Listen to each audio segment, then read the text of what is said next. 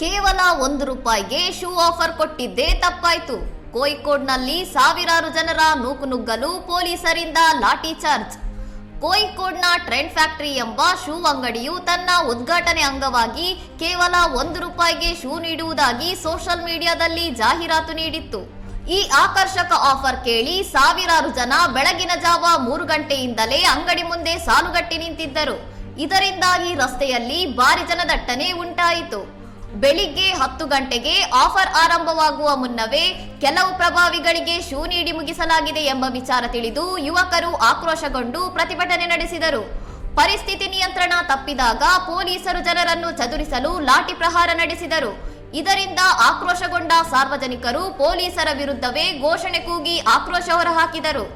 ಗಲಾಟೆ ತೀವ್ರಗೊಂಡ ಹಿನ್ನೆಲೆಯಲ್ಲಿ ಅಂಗಡಿ ಮಾಲೀಕರು ಅನಿವಾರ್ಯವಾಗಿ ವ್ಯಾಪಾರ ಸ್ಥಗಿತಗೊಳಿಸಿದರು.